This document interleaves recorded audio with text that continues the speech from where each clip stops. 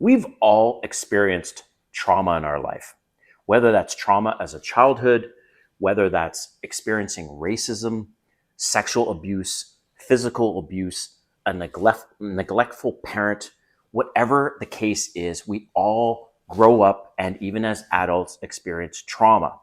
So watch this video because I'm going to get into 5 ways that you can break free from the victim mindset to help you become a millionaire. All right. If you're new to my channel, welcome. My name is Kane. I'm the Silver Bachelor. This channel is 100% dedicated to dating advice for older guys. And if you haven't subscribed, hit that subscribe button and the notification button because I'm dropping a video every day. All right. First of all, you're probably thinking, you're a relationship guy. You're giving dating advice. What the hell does victim mentality and victim mindset stuff have to do with dating? Oh, it has a lot to do with dating. Because if you are not the best version of yourself, how can you possibly be ready to meet someone, a partner, right? And the energy that you have is going to be portrayed outward to others. So if you want to attract a more positive energy, better dating experience, better relationships, you yourself have to be healed, right? And I'm not going to get into this whole healing thing, but this is one thing I want to start incorporating in my channel is more videos on self-improvement and helping you guys, excuse me, level up, be the best version and the best man you can be for yourself and for others, whether that's in your career, family, friends, etc., and especially in dating. All right, so let's just get into these 5 things, okay? So I made a bunch of notes, and all right. So first of all, so anyone that's experienced trauma and they're dealing with a victim mindset, because there's a lot of people out there that basically just blame others for everything, and they have this sorry, sad attitude of everything's everyone else's fault, right? So number 1 is it's not your fault. Okay, just tell yourself that. Look, trauma happens, shitty things happen. There's a lot of evil and really shitty people out there. Okay, I get it. And I myself didn't have the best childhood. I'm not going to get into that maybe another time, but whether or not, like I said, you've had trauma with your friends, your family, your extended family, whatever it is, racism in the workplace, discrimination in the workplace, whatever, right? Just think about it this way. It's not your fault. So that's number 1. Number 2, kind of going back to what I said a little earlier, is stop blaming others for your misfortune. Like I said, shitty things happen to all of us. It happens to people, middle class, lower class, millionaires, billionaires. Shitty things happen. But don't blame others for it. Yes, sometimes it's someone else's fault. But for example, and I've seen this online, where this person records getting fired. Okay, I'm going to call a spade a spade. Nobody is fired for just no reason. They're fired because either that person's had a shitty attitude, right? Or they're just not right for the role, right? And the company is going in a different direction. But at the end of the day, it's the company's choice and the company's deciding what's best interest for the company, right?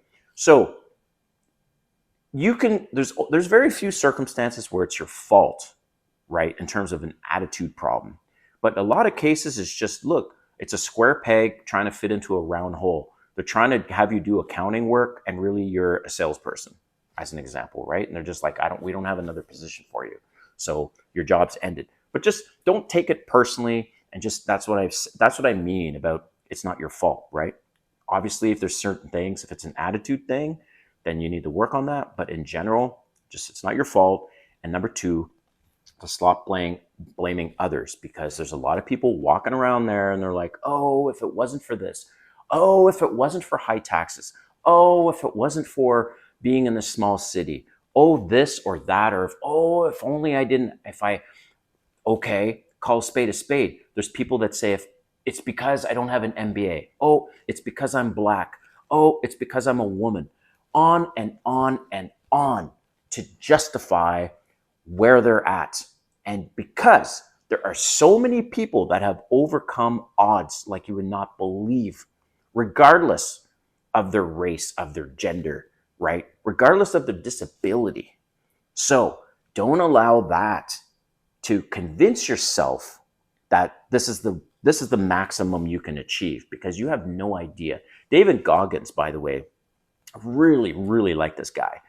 So David Goggins, if you haven't heard from him, this guy was a former Navy SEAL and did Boston Marathon and all these other awesome, freaking spectacular. Like, he's pushed his body probably harder than any other human being on Earth from a not in water standpoint. Because I feel like those deep divers that hold their breath for minutes and minutes and minutes. I mean, I don't understand that. But so David Goggins, one of the things he said is, he said, most people only achieve about 40% of their maximum capacity. What? Or potential. Only 40% of your maximum potential? Holy shit. So when I heard that, I thought, well, how much more could I push myself? And one of the ways to break through the victim mindset is to not have the victim mindset and to stop blaming others. Okay. So number 3, time is your friend. Now you might be thinking, Silver Bachelor, come on, what are you talking about? I'm 50, I'm 60, I'm 7 years old. Okay, the Colonel Sanders from Kentucky Fried Chicken started Kentucky Fried Chicken selling his recipe. Well, not Kentucky Fried Chicken, but he started selling his recipes at, I think, the age of 74. So there's no excuse. So time is your friend. You have time. And so many people are like, I don't have the time. I don't have the time. Well, make the fucking time. Make the time. If it's important to you, you will make the time and you will find the time, right? Do you guys think that it's easy to get to where I've already got to on YouTube? Okay, yes, I'm a smaller channel. There's much bigger channels. Only 1% of digital creators on YouTube ever achieved 20,000 subscribers. I'm past that now. But you guys have no idea, right, what it takes to record all these videos. I've published, by the time of publishing this video, I've over 480 videos in less than 1 year. I did it, and I'm going to keep doing it. I'm making the time because it's important to me. And I work a full-time job. I'm a marketing executive. I have a lot of responsibility, and I have a lot of other stuff. And you might think, well, okay, Silver Bachelor, you don't have a wife, you don't have kids. Doesn't matter. Doesn't matter your situation. Maybe you can't do 480 videos in 1 year, but you can do a lot more videos. Let's say you want to do YouTube. You can find the time for anything you want if you make it important enough. Okay, so time is your friend. Number 3, do something about it.